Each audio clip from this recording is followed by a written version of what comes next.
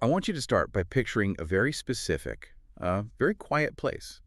It's in Elmont, New York, right on the border of Queens, the Beth David Cemetery. Okay, yeah, I can see it. Rows of headstones, you can probably hear the city in the distance. Exactly.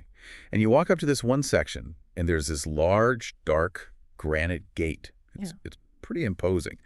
Big stone spheres on top, gold Hebrew lettering. To anyone just, driving past, it looks like any other resting place for Jewish families who lived and died in New York. Right.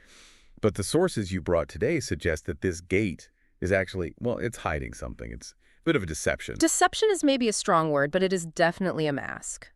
Because that gate, it isn't just an entrance to a plot of land in Queens. It's really a portal to a world that physically stopped existing over 100 years ago. And we are talking about the town of Boyarka. Specifically, the Boyarka in the Zvenihorod district of Ukraine. And we have to be specific about that because there are a few towns with that name. But this one, this one is unique. And this isn't just another story of a town history forgot.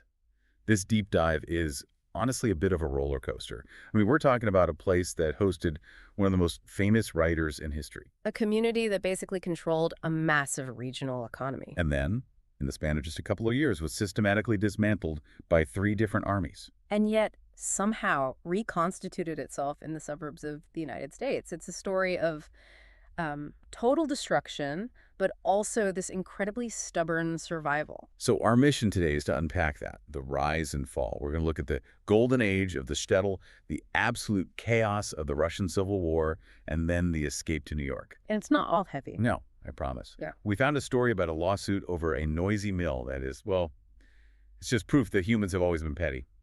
Any century. Oh, the mill lawsuit is my favorite detail. It's so human. But let's not get ahead of ourselves. Let's set the scene. If I jumped in a time machine, went back to Boyarka in its prime, what am I looking at? Well, to understand the prime, you have to see the trajectory. We have tax records from 1625 that show just 3 Jewish families. 3 families. So tiny. Tiny, a blip on the map.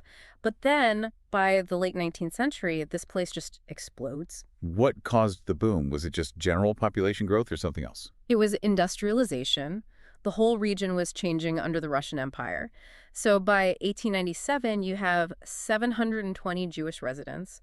By 1914, right before the First World War, there are over 2,000. Wow. And in the town of Boyarka itself, they made up about 14% of the population. Was that a lot for the region at the time? It's significant, yeah. Yeah. But the percentage doesn't really tell the whole story. It's about what they were doing. They weren't just living there. They were the economic engine. Okay. We have business lists from 1914. They owned the pharmacy, all 8 fabric stores, the hardware stores, the slaughterhouse.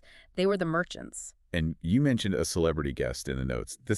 This actually blew my mind. I had no idea he was connected to this specific place. It's a massive claim to fame. We are talking about Shalom Aleichem. So for anyone who might not know the name, Shalom Aleichem is the guy who wrote the stories that Fiddler on the Roof is based on, Tevi the Dairyman. That's him. Exactly. He's basically the Mark Twain of Yiddish literature. And he didn't just pass through Boyarka. He lived in a little hamlet nearby called Sofika from 1877 to 1879. But he wasn't Sholem Aleichem yet, was he? He wasn't famous. No, not at all. He was just Solomon Rabinovich, a young man working as a private tutor for a really wealthy magnate named Elimelech Loyev. Uh-oh. And it plays out just like a movie script. He's the smart, poor tutor, and he's teaching the magnate's daughter, Olga. I think I know where this is going. They fall in love, they eventually get married. But here's the little detail that I love from the source material. The name Sholem Aleichem, which is a Hebrew greeting, it means peace be upon you. Right. It wasn't Solomon's idea. The sources say it was actually suggested by his father-in-law, Elimelech. Get out. That's like finding out Stephen King's father-in-law came up with his pen name. Something like that. It implies the father-in-law had a sense of humor, or at least a sense of branding. There's actually a monument to the writer there today. So this landscape, this town, is what inspired maybe the most famous depiction of Jewish life in Eastern Europe ever. That's it. So speaking of life in the town, I want to touch on the social dynamics, because you often hear about tension in these shtetls. You had the regular synagogue and the Hasidic synagogue. Was there beef between them? I mean, historically, yes. The Misnagdim, the traditionalists, and the Hasidim, the mystics, they didn't always get along.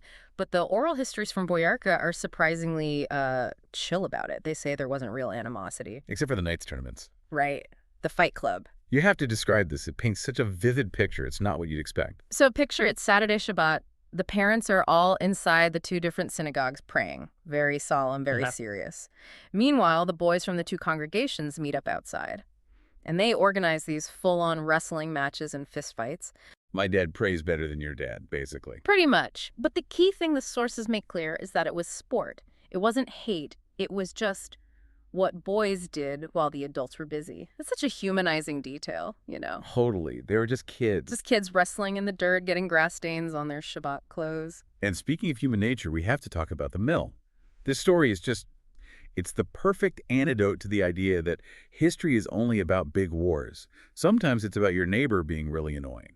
This is the case of Yankel Stavitsky from 1908. So Yankel wants to build a gas generator mill on the riverbank. Seems practical, good for the local economy. But his neighbors were not fans. No. His neighbors, specifically a Skaria Sokol and a Kissel Holodelo, they hated the idea. They sue him. They argue the mill's going to be too loud, too smoky, just a total nuisance. This sounds exactly like a post on Nextdoor today, the 1908 edition of Not in My Backyard. It really is, and the court battle drags on. Eventually, the court says, okay, Yankel can build it, but he has to put it as far from the houses as possible, and he gets hit with a fine of 11 rubles and 25 kopecks. Which I assume was an annoying amount, but not ruinous. A significant annoyance. But here is the crazy part, the twist. A Peace Corps volunteer named Jeremy Borovitz was in the area around 2010, and he was digging into this. Yeah. He found out that the descendants of these families, the Stavitskys and the Sokols, they eventually moved to the U.S.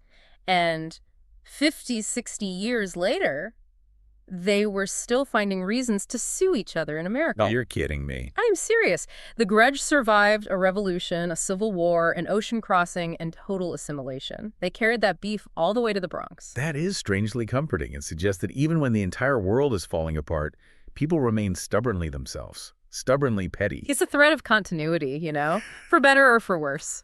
But unfortunately, the world was about to fall apart. And this is where the tone of our deep dive has to shift pretty dramatically.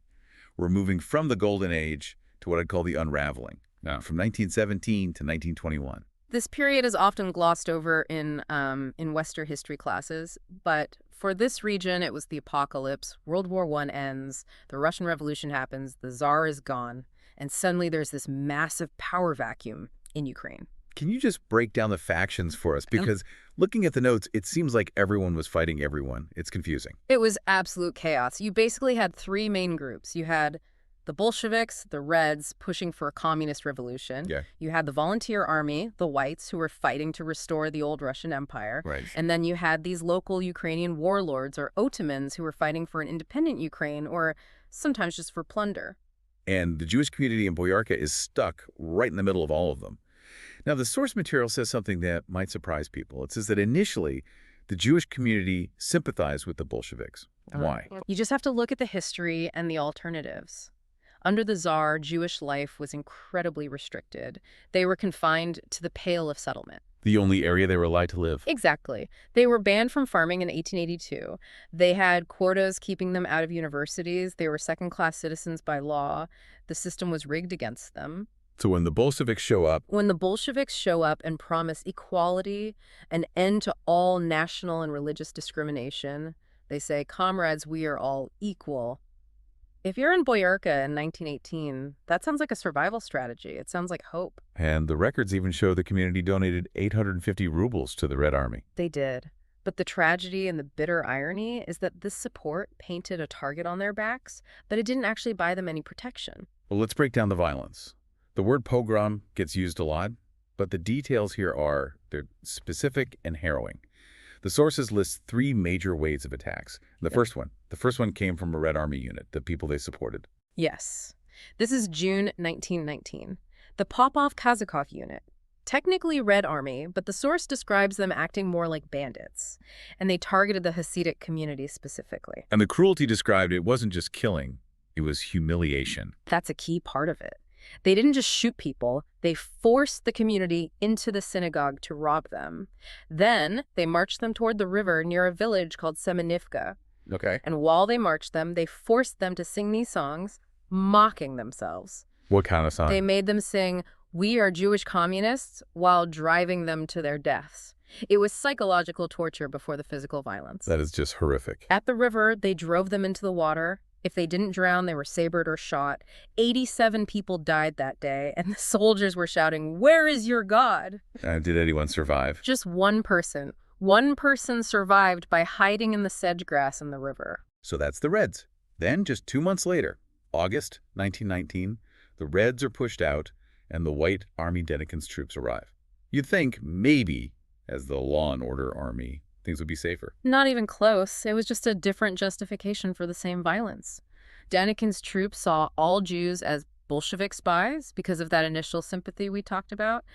They took over the town's new bazaar and just looted everything. And there's a specific story from this wave that really stuck with me. The story of Kaya Masonchnik. This one is incredibly hard to read, but it's important. Soldiers entered her home. They found her with her 2 daughters, Beryl and Semia. And the soldiers. They made her an offer. They told her she could save her daughters. But there was a condition. One condition. If she baptized them, right there on the spot, convert them to Christianity. At gunpoint. Change your faith and we spare your children. Right. And she refused. She refused to betray her identity, even then. And so they killed all of them. It's a level of conviction that's it's almost impossible for us to comprehend today. It really is. And to complete this trifecta of horror, spring 1920, the third wave. This time, it's not a formal army, it's a warlord. Demand Kwiatkowski. And this situation was complicated because Boyarka actually had a Jewish self-defense unit. They called themselves Beitar, they had guns, they were ready to fight. But Kwiatkowski outsmarted them. He was cunning. He disarmed them first. He accused them of being pro-Bolshevik, demanded they hand over their weapons to prove their loyalty. And as soon as they did? Once they were defenseless, the massacre began. 118 people killed. And Kwiatkowski's attitude was just chilling. He called the murders private matters caused by people's nervousness. Nervousness? Yeah. He basically washed his hands of mass murder. But there's this one bizarre, almost cinematic sidebar here with some Crimean Tatars. Did you catch that? I did. It's fascinating. Tell us about that. So Kwiatkowski had this unit of Crimean Tatars fighting with him. They were Muslims, anti-Soviet. But when Kwiatkowski's men started another massacre near a place called Medvin, the Tatars were furious. Honor. They saw it as slaughtering unarmed civilians, which violated their warrior code. They told Kwiatkowski, "You are compromising us before the whole world." And they actually deserted. They just left. Wow. It just shows you how fractured and strange this war was. You have Muslims defending Jews against Ukrainian nationalists in the middle of a Russian civil war. So by 1921, the town is decimated. The population drops from over 800 to just over 100 people. The community is, for all intents and purposes, dead. And this is where most history books would just stop. But this is the deep dive, and we promised a connection to New York. Right. This is where the story shifts from massacre to exodus. Enter a man named Benjamin Balantsov. Balantsov was a Boyarka native who had already emigrated to New York before the war. So he's in America, he's safe, but he hears what's happening back home. And he doesn't just, send thoughts and prayers. No. He launches a one-man rescue operation. He travels all the way from New York to the border of Romania. He manages to get letters and money into Boyarka to organize an escape route. That's an incredibly dangerous trip to make in 1921. Europe was a total mess. Incredibly dangerous. But it worked. About 100 families managed to flee Boyarka, cross the border, and eventually make the journey to America. And when they got to New York, they didn't just scatter into the melting pot, did they? No, not at all. They basically rebuilt Boyarka in the Bronx and Queens. In 1923, they formed the Boyarka Residence Society. Can you explain what a society like this actually did? These were called Landsmannschaften. They were mutual aid societies. If you're an immigrant, you don't have health insurance, you don't have life insurance, you had your town. So it's like a safety net. Exactly. They helped each other start businesses, they built schools, loaned each other money, and crucially for our intro, they bought burial plots. So the Beth David Cemetery. That's it. They bought a section of that cemetery so that people from Boyarka could be buried together. That granite gate we described at the start, that was paid for by the refugees of these pogroms. They wanted to ensure that even if they died in America, they would rest among their own people. There's a note here about the last link that I found really moving. Yes. Lilia Yurkovka. She passed away in 2011 at the age of 102. Wow. She was the last surviving member of the society who had actually been born in Boyarka. When she died, the direct living memory of that town. It finally faded. But the story has one last, very dark chapter back in Europe. Yeah. Because not everyone got out with balance off. No. Some stayed, some couldn't leave, and for them, World War II brought the final end, the Holocaust. And the source material shares a story that is, I honestly think it's one of the most shocking examples of betrayal I've ever read.